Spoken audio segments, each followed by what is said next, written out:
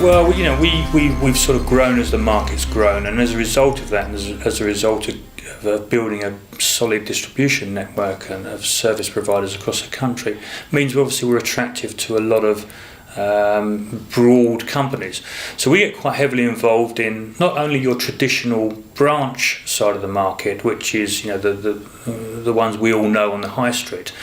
We do a lot of work for the large nationals. Our franchisees look after the independents, but also a big growth area of the market, an area that we get involved in quite heavily centrally, and we work with our franchisees on, is around the portfolios owned by banks and pension funds, investment houses, that sort of thing. These guys, it's a growing part of the market.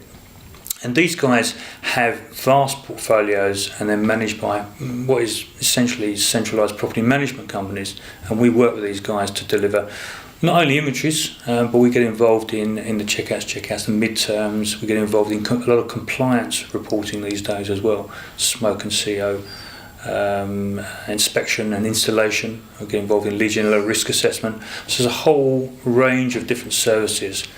Our core value, if you like, and what we're about is in its crudest form is sort of data collecting, but we sort of specialise in property data collecting, and that's where our niche is. Well, no letting go in terms of our unique selling points. So unique selling points change all the time, and as a company, we're always ensuring we're at the very front of the industry.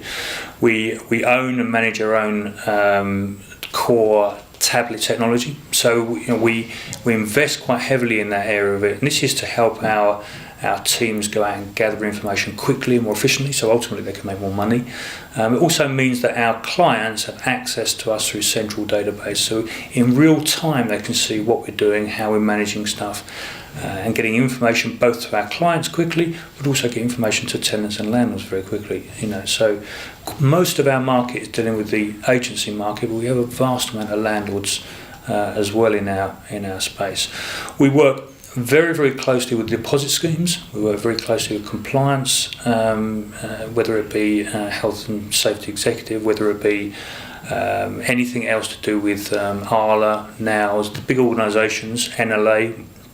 Working closely with these guys, we feed information constantly into our network, ensuring we're always the first to market, ensuring we're always one step ahead, not only of our competition, of course, a very important competition, but also ensuring that our clients get the very best service in what is our niche, so we become that sort of go-to company, and we pride ourselves in that enormously.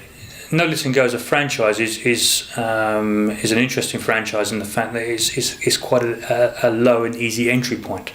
When I first developed the model with Tony and Lisa on my management team, we looked at the sort of people we wanted to get involved in, and the whole essence, if you like, around the No Letting Go franchise is we wanted to ensure that there were not barriers to selling the business. We were after people, good people, and if you start putting barriers up, costs here, there, and everywhere, it becomes more difficult to get the best people on.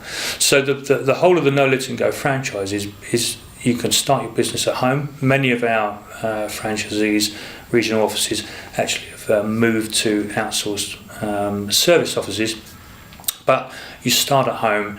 You essentially need yourself. You build up a good team around you, but you need laptop, phone, car. So you're really in that position to build up a base. It's a very low working capital, good entry points. You haven't got to be worrying about rent and paying lots of salaries and that sort of thing.